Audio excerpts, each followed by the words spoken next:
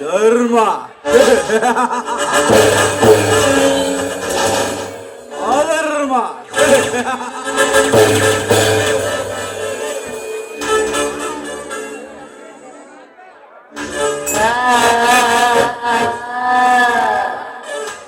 ಈ ಕರ್ಮದ ಕಲಿಯುಗದಲ್ಲಿ ನನಗೆ ಎದುರಾಗಿ ಧರ್ಮದ ಬೀಜ ಬಿತ್ತಲು ಬಂದ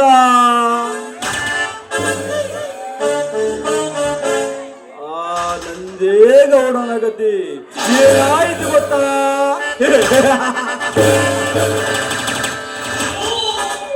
ಈ ಗೌಡನ ಕುತಂತ್ರದಿಂದ ಅವರ ಮನೆಯಲ್ಲಿ ನಡೆಯುತ್ತಿರುವ ಶುಭ ಕಾರ್ಯದ ಊಟದಲ್ಲಿ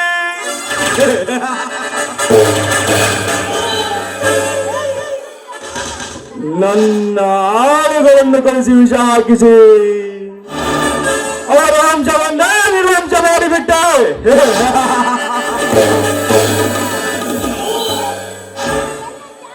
ಅಂದ ಮೇಲೆ ಈ ಊರಲ್ಲಿ ನನ್ನ ಎದುರುಗಡೆ ನಿಂತುಕೊಂಡು ಮಾತನಾಡುವರು ಹುಟ್ಟಿಲ್ಲ, ಹುಟ್ಟೋದೂ ಇಲ್ಲ.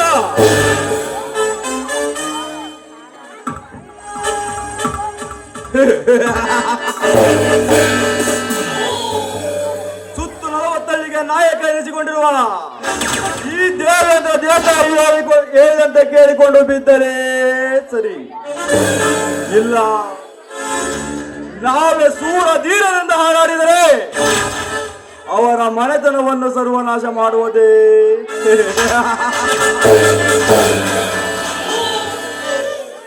ಈ ದೇವೇಂದ್ರ ದೇಸಾಯಿ ಗೌಡನ ಬಲವಾದ ಛಲ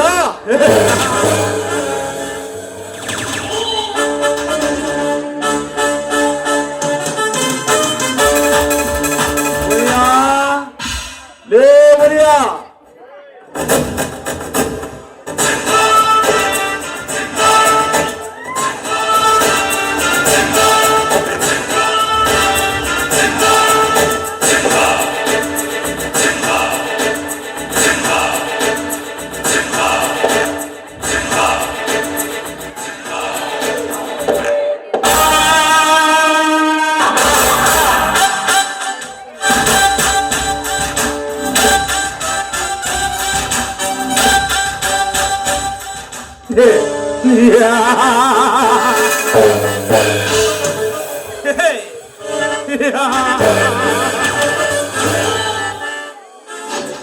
ಅಣ್ಣ, ಚಲನ ಚತುರನಾಗಿ ಈ ಸಮಾಜವನ್ನು ನಮ್ಮ ಕೈ ಮುಷ್ಟಿಲಿಟ್ಟುಕೊಂಡು ನಾವು ಹೇಳಿದಂತೆ ಕೇಳುವಾಗ ಮಾಡಬೇಕು. ಈ ಬಡ ಬಿಕಾರಿಗಳನ್ನು ಯಾರಾದರೂ ನಮಗೆ ಎದುರುತ್ತರ ಕೊಟ್ರೆ ಅವರನ್ನು ಇದೇ ಅರಮನೆ ಕಮ್ಮಕ್ಕೆ ಕಟ್ಟಿ ಮೈ ಚರ್ಮ ಸುಲಿಯುವುದೇ ಈ ಗೌರಕ್ಕೆ ಮನೆತನದ ಕಾಲಸ್ಥಾನ. ಎದುರುತ್ತರ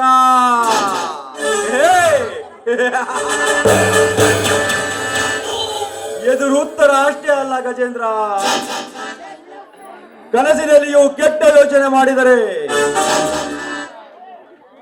ಬೆಳಗ್ಗೆ ಬಂದು ನನ್ನ ಕಾಲಿಗೆ ಬಿದ್ದು ಕನಸಿನಲ್ಲಿ ಕೆಟ್ಟ ಯೋಚನೆ ಮಾಡಿದ ಗೌಡ್ರೆ ಎಂದು ಕ್ಷಮೆ ಕೇಳಿ ಹೋಗುತ್ತಾರೆ.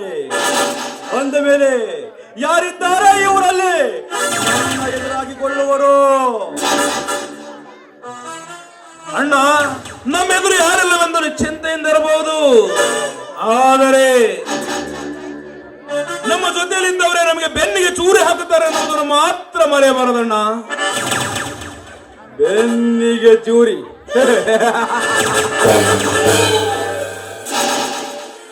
ಗಜೇಂದ್ರ, ನೀನು ಹೇಳುವ ಮಾತು ಸತ್ಯವಿದೆ.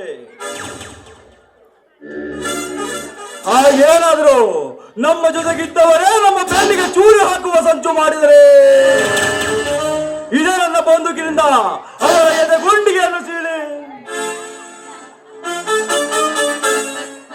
ನನ್ನ ಪ್ರಾಣಕ್ಕೆ ಮೋಸದ ಬಾಣ ಹೂಡುವ ಆ ಕಡು ವೈರಿಯ ದೇಹವನ್ನು ಚಿತ್ರ ವಿಚಿತ್ರ ಮಾಡಿ ದಿಟ್ಟ ಧೀರರಾಗಿ ಬೆರೆಯೋಣ ಈ ಬ್ರಹ್ಮಾಂಡದಲ್ಲಿ.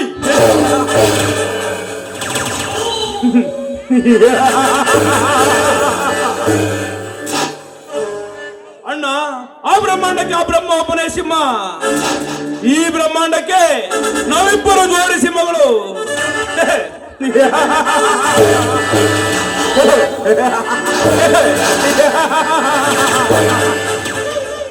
ಮುನಿಯಾ, ಲೇ ಮುನಿಯಾ,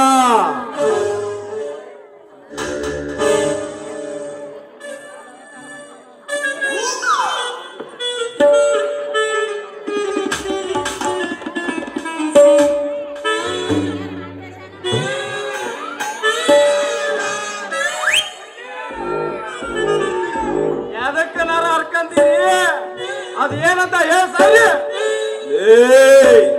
ಏನಂದ್ರೆ ಮುನಿಯಾ? ಏನಿಲ್ರಿ ಗೌಡ, ಅದ್ ಏನ್ ಕೆಲ್ಸ ಅಂತ ಹೇಳ್ರಿ ದೇಶ ಅವ್ರೆ ಅಂದೆ. ಲೇ ಮುನಿಯಾ, ಬ್ಯಾಂಕಿಗೆ ಹೋಗಿ 50 ಲಕ್ಷ ಹಣ ತೆಗೆದುಕೊಂಡು ನನ್ನ ಪಾರ್ಟ್ನರ್ ಆದ MLA ರಾಜನಿಗೆ ಆ ರೌಡಿ ರಾಜನ ಕೈಯಲ್ಲಿ ಕೊಟ್ಟು ಕಳಿಸು ಅಂತ ಹೇಳಿದ್ದೆ. ಕೊಟ್ಟು ಕಳಿಸಿದೆಯಲ್ಲ ಗೌಡ್ರೆ. ನೀವು ಅದ್ರ ಬಗ್ಗೆ ಚಿಂತೆ ಮಾಡೋಕೆ ಹೋಗ್ಬೇಡ್ರಿ ಗೌಡ್ರಿ. ನಾನು ಆ ಕೆಲಸನ ಮುಂಜಾನೆ ಮಾಡೇನ್ರಿ ಗೌಡ್ರ.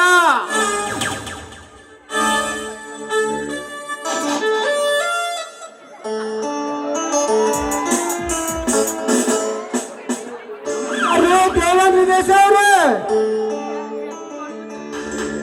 ಓ ಯಾರು? ಓ ಇನ್ಸ್ಪೆಕ್ಟರ್, ಬನ್ನಿ ಇನ್ಸ್ಪೆಕ್ಟರ್, ಕುತ್ಕೊಳ್ಳಿ. ಕುಳಿತುಕೊಳ್ಳೋದಕ್ಕೆ ಬಂದಿಲ್ಲ ದೇಶ ಅವರೇ, ಮಾಡಲು ಬಂದಿದ್ದೇನೆ. ಇನ್ಸ್ಪೆಕ್ಟರ್, ಮೈಯಲ್ಲಿ ಎಚ್ಚರವಿದೆ ತಾನೇ? ಎಚ್ಚರ ತಪ್ಪಿ ಇಲ್ಲಿಗೆ ಬಂದಂತೆ ಕಾಣುತ್ತದೆ. ಯಾರ ಮನೆಗೆ ಹೋಗಬೇಕು ಅನ್ನೋದನ್ನು ಸರಿಯಾದ ಅಡ್ರೆಸ್ ತೆಗೆದುಕೊಂಡು ಹೋಗು. ಇದು ದೇವೇಂದ್ರ ದೇಶ ಅವ್ರ ಮನೆ ತಾನೆ? ಹೌದು. ಹಾಗಾದರೆ ನಾನು ಸರಿಯಾದ ಅಡ್ರೆಸ್ಗೆ ಬಂದಿದ್ದೇನೆ. ಪೊಲೀಸಪ್ಪ, ಪೊಲೀಸಪ್ಪ, ಏನ್ ಮುನಿಯಪ್ಪ, ನಿನ್ನ ಡ್ರೆಸ್ಸು, ನಿನ್ನ ಆಕಾರ ತುಂಬಂದ್ಬಿಡ್ತು ಮರ್ಯಾ ನನಗೆ. ಪೊಲೀಸಪ್ಪ, ನಮ್ಮ ಗೌಡ್ರ ಅರೆಸ್ಟ್ ಮಾಡಕ ಏನ್ ಕಾರಣ ಆಯ್ತು ತಮ್ಮ? ಕಾರಣವಿದೆ ಮುನಿಯಪ್ಪ, ಕಾರಣವಿದೆ. ಬೆಕ್ಕು ಕಣ್ಣು ಮುಚ್ಚಿಕೊಂಡು ಹಾಲು ಕುಡಿದರೆ ಗೊತ್ತಾಗುವುದಿಲ್ಲ ಅಂದುಕೊಳ್ಳುವುದು ನಿಮ್ಮ ಮೂರ್ಖತನ. ಇದೇ ಊರಿನ ಶ್ರೀರಾಮಚಂದ್ರ ಎಂಬ ಬಡ ರೈತನ ಆಸ್ತಿಯನ್ನು ಈ ದೇಶವರು ಅಕ್ರಮದಿಂದ ತಮ್ಮ ಕೈವಶ ಮಾಡಿಕೊಂಡಿದ್ದಾರೆ. ಆ ಆಸ್ತಿಗೆ ಇವರ ಹೆಸರನ್ನು ಎಂಟ್ರಿ ಮಾಡಿಕೊಂಡಿದ್ದಾರೆ. ಆ ಆಸ್ತಿಗೆ ವಾರಸ್ದಾರರಾದ ಶ್ರೀರಾಮಚಂದ್ರನ ಹೆಂಡತಿ ಸಾವಿತ್ರಿ ಮತ್ತು ಅವರ ಮಗ ಪ್ರಶಾಂತ್ ಕುಮಾರ್ ನಮ್ಮ ಆಸ್ತಿ ನಮಗೆ ಬಿಡಿಸಿಕೊಡಬೇಕೆಂದು ಕಂಪ್ಲೇಂಟ್ ಕೊಟ್ಟಿದ್ದಾರೆ. ಆ ಆಸ್ತಿ ವಿಚಾರಕ್ಕಾಗಿ ಇವರನ್ನು ಅರೆಸ್ಟ್ ಮಾಡಲು ಬಂದಿದ್ದೇನೆ. ಅರೆಸ್ಟ್ ಮಾಡೋದಕ್ಕೆ?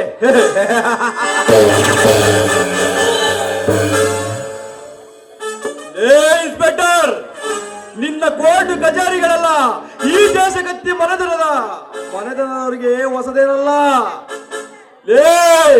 ನಿನ್ನ ಕೋರ್ಟಿಗೆ ನಾನೇ ಬಂದು ಭೇಟಿ ಆಗುತ್ತೇನೆ. ನೀನಿನ್ನು ಹೋಗು. ಅವರೇ ಊರಿಗೆ ದೊಡ್ಡವರಿಂದ ಅನಿಸಿಕೊಂಡಿದ್ದೀರಿ. ದೊಡ್ಡವರೆಂದು ತಿಳಿದು ನಾನೀಗ ಹೋಗುತ್ತೇನೆ. ನಾಳೆ ನೀವೇ ಬಂದು ಸ್ಟೇಷನ್ಗೆ ಭೇಟಿಯಾಗಿ.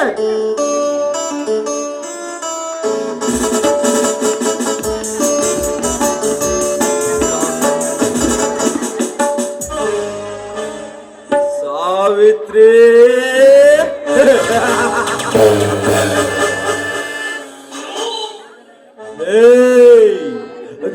ಸತ್ತ ಮೊಂಡೆ ಎಂದು ಬದುಕಲು ಬಿಟ್ಟರೆ ನನ್ನ ಮೇಲೆ ಕಂಪ್ಲೇಂಟ್ ಕೊಡ್ತೀಯಾ ಸೊಕ್ಕಿನ ಸೂಳೆ?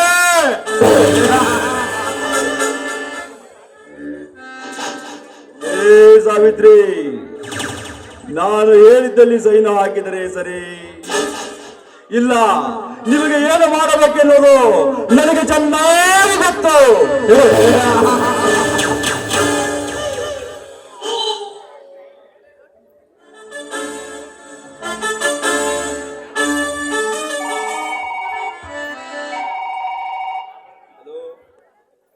ಹಲೋ ದೇವೇಂದ್ರ, ನನಗೆ ಬರಬೇಕಾದ ಹಣ ಇನ್ನೂ ಬರಲೇ ಇಲ್ಲ. ರಾಜೇಂದ್ರ, ಬೆಳಗ್ಗೆ ತಾನೇ ರೌಡಿ ರಾಜನ ಕೈಯಲ್ಲಿ ಕೊಟ್ಟು ಕಳಿಸಿದ್ನಲ್ಲ.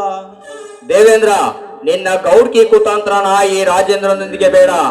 ಸಂಜೆ 6 ಗಂಟೆಯೊಳಗಡೆ ನನಗೆ ಬರಬೇಕಾದ ಹಣ ಬರದೇ ಇದ್ರೆ ನಿನ್ನ ಎಲ್ಲಾ ಲೈಸೆನ್ಸ್ ನ ಕ್ಯಾನ್ಸಲ್ ಮಾಡಿಸ್ತೇನೆ.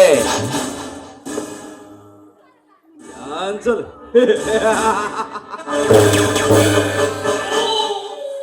ಗಜೇಂದ್ರ, ನೀನು ಹೋಗಿ ಆ MLA ರಾಜೇಂದ್ರನಿಗೆ ಹಣ ಕೊಟ್ಟು ಬಾ. ನಾನು ಆ ಸಾವಿತ್ರಿ ಮನೆಗೋಗಿ ಸೈನ್ ಹಸ್ಕೊಂಡು ಬರ್ತೀನಿ.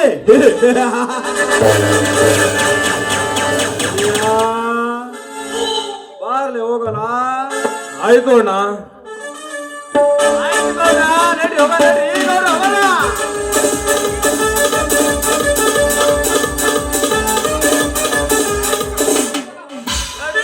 ನಡಿ. ಆ ಆಸ್ತಿ ಮ್ಯಾಗ ಕಣ್ಣು ಹಾಕಿದ್ದು ಆ ಪ್ರಶಾಂತ್ ಗೊತ್ತಾಗೈತ್ರಿ. ಅವನು ಕೈಯಾಗ ನೀವೇನಾರ ಸಿಕ್ರಿ ಅಂದ್ರ ನಿಮ್ಮ ಚೆಂಡು ಕಡ್ದು ಊರಕ್ಷಿ ಬಾಲಿಗೆ ಕಟ್ತಾ ನೋಡ್ರಿ ಅವನು. ನಡ್ರಿ ನಡ್ರಿ.